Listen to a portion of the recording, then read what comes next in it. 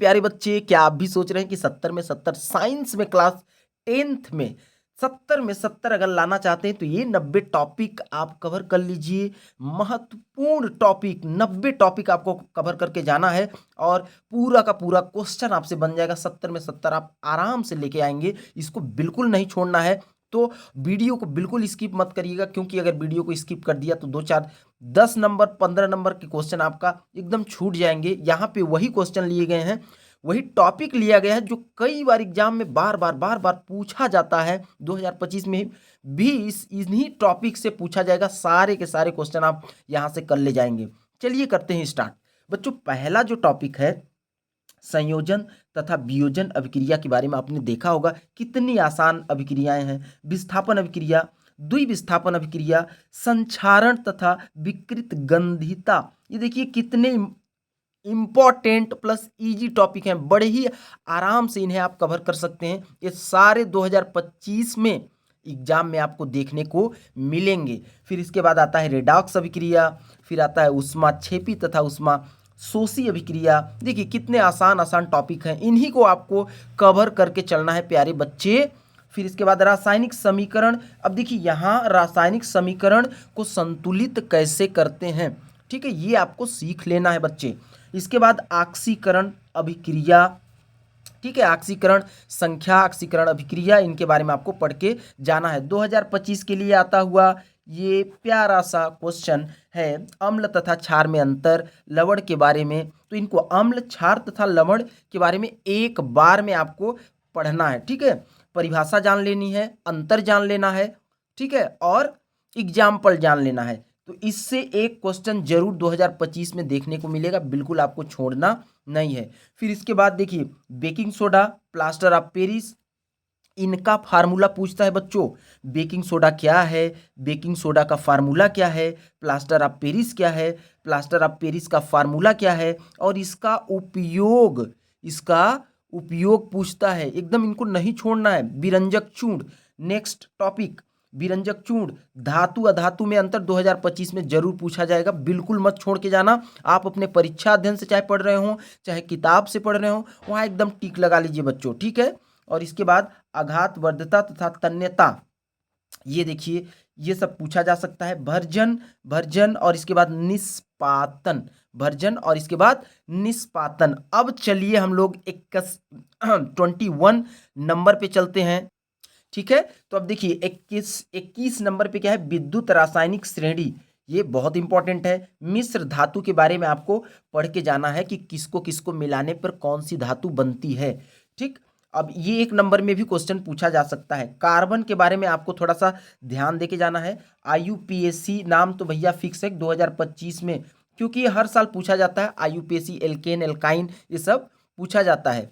फिर इसके बाद समजातीय श्रेणी, इसके बारे में आपको देख करके जाना है। फिर एल्केन, एल्कीन तथा एल्काइन के बारे में जो अभी मैं बता रहा था IUPAC नेम, तो इनके बारे में आपको देख करके जाना है। ये बिल्कुल 2025 में आपको एग्जाम में देखने को मिलने वाले हैं, तो इनको छोड़ना नहीं है बच्चों, ठीक है। फिर प्रतिस्थापन अभिक्रिया वेरी इंपॉर्टेंट 2025 के लिए मैं लिख देता हूँ, आने वाला है। साबुनीकरण अभिक्रिया, ये सारी इंपॉर्टेंट हैं। फिर इसके बाद चलिए मिसेल की क्रिया, ये भी बहुत इंपॉर्टेंट है। फिर इसके ये पूरा टिक लगा लीजिएगा बुक में। एस्टरीकरण अभिक्रिया, एथिल एल्कोहल का निर्माण 2025 के लिए आप टिक लगा लीजिएगा। फिर इसके बाद स्मिट अभिक्रिया, ये सारे। अब आता है ये 3 धुरंधर इसको कहें, या फिर अभी तक तो ये जिनमें टिक आपने लगाए हैं वेरी इंपॉर्टेंट हैं ही, लेकिन गारंटी के साथ मैं बता रहा हूं, आप देख लीजिएगा 2025 का पेपर जब आएगा तो पाचन तंत्र, श्वसन तंत्र, हृदय की संरचना, उत्सर्जन तंत्र में दो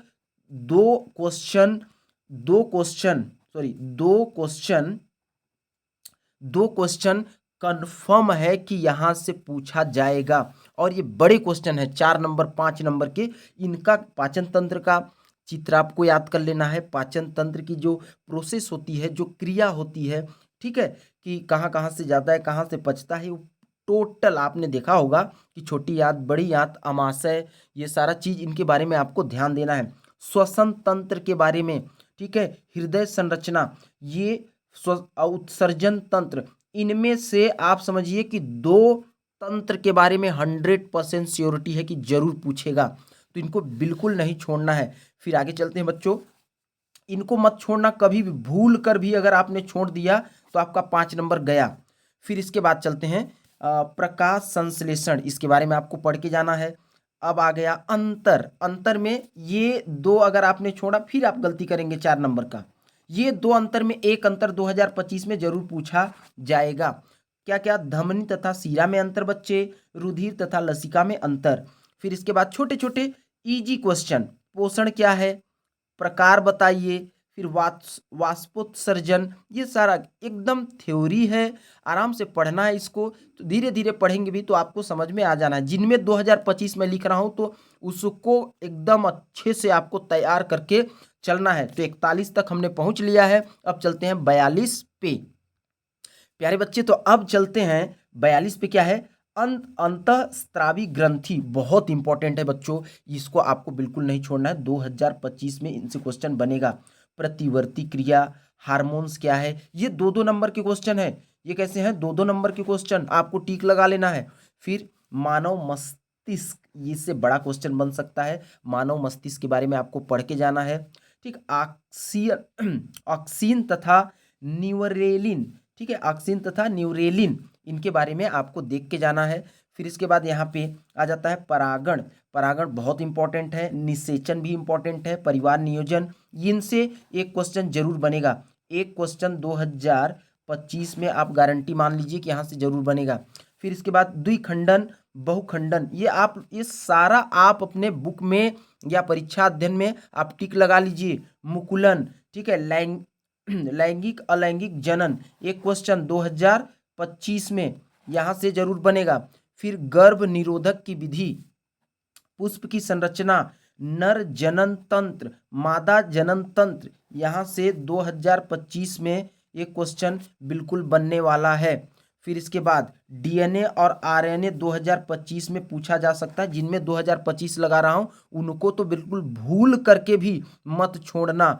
और फिर यहाँ आ जाता है एक संकर, द्विसंकरण, और फिर यहाँ से भी एक क्वेश्चन ऑब्जेक्टिव या फिर 2 नंबर का क्वेश्चन बनेगा। लिंग निर्धारण, ये वेरी इंपॉर्टेंट, जीन क्या है, ये सब 2 नंबर 3 नंबर के क्वेश्चन है, 2 नंबर या तो फिर 3 नंबर, तो इनको बिल्कुल नहीं छोड़ना है। 61 तक हमने पहुंच लिया है, टिक लगा लीजिए। अब हम लोग चलते हैं 62 पे बच्चे। ठीक है बच्चों, आई होप आप लोगों को मजा तो आ रहा होगा कि इतने इंपॉर्टेंट क्वेश्चन मिल जा रहे हैं इतने आसान तरीके से। मेंडल का नियम याद करके चलना है। अब प्रकाश से देखिए बच्चों, ये भूल करके भी मत छोड़ना, अवतल दर्पण, उत्तल दर्पण, प्रकाश का परावर्तन, ठीक है, लेंस की क्षमता, रेखीय आवर्धन, ये सारे यहां से समझिए कि 2025 में क्वेश्चन दो कम से कम 10 नंबर के जरूर बनेंगे। ठीक है, ये पूरा अवतल दर्पण से प्रतिबिंब का बनना, उपतल दर्पण से प्रतिबिंब का बनना, ये पूरे 2025 में आपको देखने को मिलने वाले हैं। इनसे कहीं ना कहीं क्वेश्चन एकदम 100% गारंटी है कि इन टॉपिक से क्वेश्चन जरूर बनता है। फिर आगे चलते हैं, मानव नेत्र के बारे में एक क्वेश्चन पक्का है 2025 में। ठीक है, और ये तो देखिए भैया, ये इतना इंपॉर्टेंट है कि मैं इसको 10-12 साल से देख रहा हूं।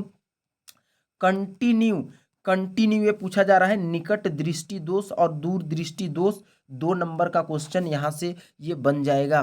फिर आप चलिए, नेत्र की समंजन क्षमता बच्चों, नेत्र की समंजन क्षमता, ये सब याद करके जाना है। वर्ण विक्षेपण कितना इजी है, 2 या 3 नंबर का यहां से क्वेश्चन बन जाता है। ठीक है, फिर आप चलिए थोड़ा सा फिजिक्स की ओर हम लोग चलते हैं। फिजिक्स का जो पार्ट है, जब आप लोग 11th और 12th में जाएंगे तो फिजिक्स में ये सारा चीज़ आपको मिलेगा। अच्छा, डिटेल में यहाँ पे थोड़ा थोड़ा इंट्रोडक्शन है, थोड़ा थोड़ा परिभाषा आपको याद करना है। विद्युत धारा किसे कहते हैं, विद्युत प्रतिरोध किसे कहते हैं, ओम का नियम 2025 में पूछ लेगा। ठीक है, वाट की परिभाषा 2 नंबर या 1 नंबर में जरूर, 1 या फिर 2 नंबर में या फिर ऑब्जेक्टिव में यहाँ से पूछा जाता है। और ये क्वेश्चन कई बार ऑब्जेक्टिव में पूछा गया है। कहाँ पूछा गया है? ऑब्जेक्टिव में क्या होता है, 1 किलो वाट बराबर 746 वाट, यहाँ लिख भी दीजिए 746 वाट होता है। ठीक, श्रेणी क्रम संयोजन, समांतर क्रम संयोजन प्रतिरोध का, ठीक है, प्रतिरोध का आप जब पढ़ेंगे तो आप देखे होंगे कि श्रेणी श्रम क्रम संयोजन, समांतर क्रम संयोजन, ये सब पूछे जाते हैं। ठीक, अब हम लोग चलेंगे, थोड़ा सा और बचा है बच्चों।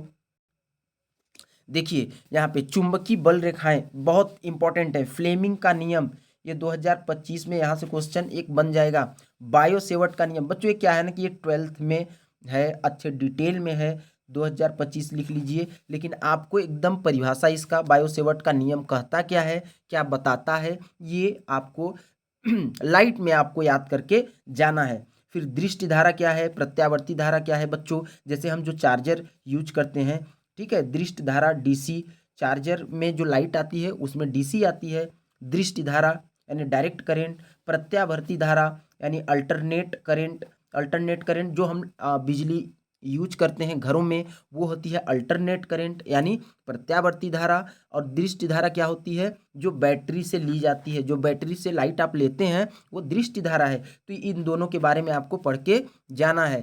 फिर कुछ क्वेश्चन थोड़े से और बचे हैं, महत्वपूर्ण टॉपिक ओजोन परत के बारे में, इजी है। फिर खाद्य श्रृंखला, देखिए ये तो बहुत थ्योरी, एकदम थ्योरी है, बहुत इजी है। लास्ट के चैप्टर में ग्रीन हाउस प्रभाव आपने शुरू से कक्षा 6वीं से आप पढ़ते आ रहे हैं, तो ग्रीन हाउस प्रभाव आपको याद ही होगा, ये 10वीं में भी पूछा जाता है। और लास्ट है फिर से कक्षा 8वीं 9वीं में जरूर देखे होंगे आप, अम्लीय वर्षा क्या होता है, जब वर्षा का पानी ऊपर से आता है तो वायुमंडली में कुछ ऐसी गैसें होती हैं जिनसे मिलकर ये पानी, ये वर्षा अम्लीय कैसा हो जाता है, अम्लीय, ठीक है, अम्लीय हो जाता है, जिसके कारण उसे अम्लीय वर्षा कहते हैं। तो बच्चों आपको मजा तो आया होगा, आपने टिक लगाया होगा और यही क्वेश्चन आपको 2025 में देखने को मिलेंगे। ठीक है बच्चों, और मैं इसी पे ये समझिए कि इसी पे 1 शॉर्ट वीडियो डाल रहा हूँ मैथ का, ठीक है, कंटिन्यू। और मैथ में मैं वही क्वेश्चन डिस्कस कर रहा हूँ चैप्टर वाइज, आपको प्ले लिस्ट में मिल जाएगी चैप्टर वाइज, जैसे कि हर चैप्टर का, जैसे चैप्टर 1 हो गया तो 10 साल से चैप्टर 1 से कौन कौन से क्वेश्चन पूछे गए हैं और कुछ क्वेश्चन लगातार रिपीट हो रहे हैं, तो आपको बहुत हेल्प मिलेगी। तो जाके प्लेलिस्ट से आप देख लीजिए। अगर आपने वीडियो को लास्ट तक देखा है तो आपके लिए थैंक यू, और चैनल को सब्सक्राइब कर दीजिए अगर आपने नहीं किया होगा तो वीडियो को लाइक कर दीजिए, और ऐसे बच्चों को जो आपके दोस्त हैं उन तक शेयर कर दीजिए। और बच्चों एक बात ध्यान रखिए कि अगर आप 2025 में चाहते हैं कि आपका एकदम 85-90% आए तो चैनल को जरूर सब्सक्राइब कीजिएगा। बहुत बहुत धन्यवाद।